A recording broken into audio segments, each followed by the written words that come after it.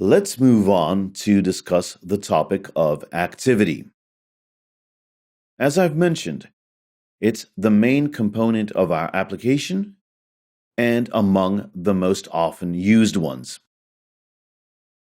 It's responsible for displaying a single application screen.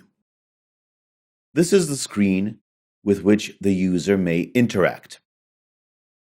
There is no possibility for two activities to be simultaneously displayed on the screen.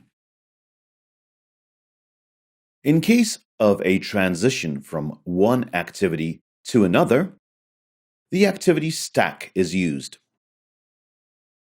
It allows stacking activities one upon the other.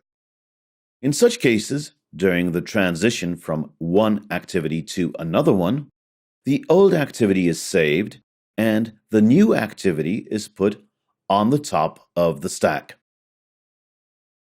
The moment we want to return, the new activity is removed from the top of the stack and we return to the saved state.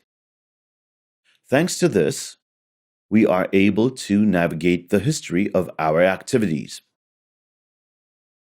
This way we can perform more complex actions which require more steps. In the case of applications, we usually have only one activity. It may happen that we have more activities which allow us to enter our application, but there is no requirement to have an activity. As I've already mentioned, there may be applications without a user interface. Activity is a component that has a pretty complex life cycle. Depending on whether it was started a moment ago, closed, or maybe another activity was started simultaneously, different methods are to be called inside a given activity. An activity may potentially have various states. Let's have a look at the diagram which presents the activity life cycle from the moment it started to the moment it ends. We see here mainly three pairs. These are onCreate, onDestroy, onStart, onStop, and onResume, onPause. Three main pairs which create certain closed loops of the life cycle. OnCreate is the method called right after creating an activity. The object of this method is to prepare a given activity for further work. It usually works like a constructor in a way. We set, for instance, a graphical interface and prepare all the components and objects needed later. On the other hand, we have the onDestroy method, which is complementary to it.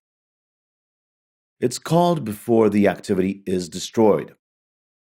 Here, the items made on onCreate are most often reversed, unless these are components managed by us. If we have, for instance, a connection with a database open in onCreate, we want to close it in onDestroy. From the programmer's point of view, a far more interesting pair of methods is the pair onResume, onPause. These are the methods which specify the moment when an activity is in the running state. In this moment, activity is visible to the user, and the user may interact with it. It's the most useful moment in terms of the activity lifecycle. OnResume is called directly before the activity is available to the user, and onPause is called the moment before the activity stops being active. It is a bracket that holds a fragment together when an activity is in the running state. Thanks to this, we can handle certain information. The running state is a special moment because now we have a guarantee that the activity will not be destroyed by the system. The moment when the activity is called with the use of the on-pause method and goes into a pause state, if there is an activity with a higher priority, it may turn out that the system will destroy the object of our activity because it considers it unnecessary. After calling on pause, we no longer have the guarantee that our object will exist. It's good to remember that because it will greatly influence the use of activity from the code level.